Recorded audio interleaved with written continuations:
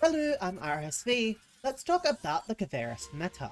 So before I went and slept for 15 hours, I went through the personal shop and accidentally found that we had 7-star weapons in the game. This is pretty crazy. However, it seems they have a very low drop rate, and also means while all three of them are potentially pretty close, with my personal money being on Pursuit unit being the strongest, they seem to have very low drop rates and drop from very difficult enemies to farm. Be that, I mean they don't drop everywhere. They drop from level 50 plus bosses and urgent quests, and probably are like the Relik series where they drop from specific enemies. So what does this ultimately mean about this series? Well, while the series in general is the most efficient weapon to use in any scenario, it is not the most effective by far, because its obtain rate is so low. This means until you pick up a runged weapon, you should default to a rocks weapon, or a satchel weapon instead. Satchel is the strongest weapon series for against non-boss enemies in the game currently. If you can afford to, I would recommend having an offset of satchel series to speed up the farming process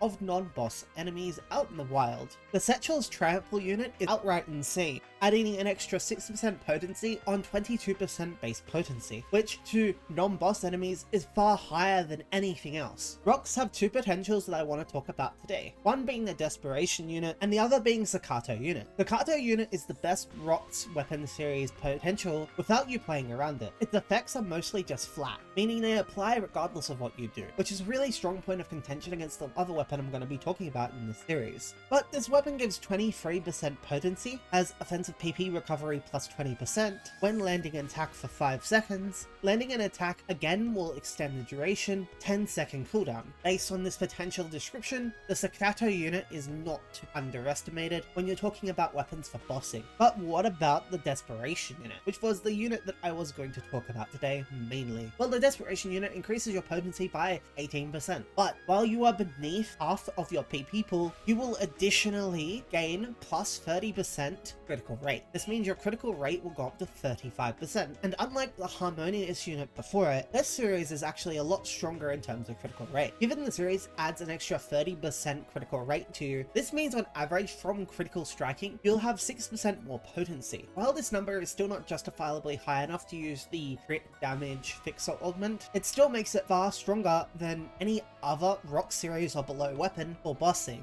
especially if you're working on a budget build and all you can really do is fill it with PP, because that is the caveat of this weapon. You need to be below 50% PP, and that also means that playing with other people with this weapon can cause your PP to go higher or lower, or even just fill all the way up, causing you to lose damage. But you can play around with this weapon and get close to 100% uptime on that 30% critical rate with the equipment that we have currently, assuming that your weapon series can deal with low PP conditions, though you can get about 200 PP with the augments we have currently. Using Defrozer's armor as a baseline, because using this setup you need to be using a unit set that has high PP, which if you want to use a 6-star series means that you are stuck either using the SEGA armors or the Defrozer series. Running Dreadkeeper, Petus Nex or Datal Souls, you can get an additional 75 PP just off the bat, adding an additional 10 for the food buff. And considering most classes have a base 100 PP, this means if your class can work with below 92 PP, you can use this augment with close to 100% uptime. This does mean building for it, however, but if you were going to build Dreadkeeper anyway, I actually suggest building for this weapon series as long as your class can handle it, because it is very effective to be able to crit that often. Not only does it mean that you can have a budget build in this period, as you do not need to use Addy Deft or Mastery on this build to get max potency, you can also use it as a budget build in the cold zone to have higher cold resistance in that zone. I'll be doing a meta builds video directly after this one, so stay tuned. Otherwise, I've been RSV, and I'll see you next time.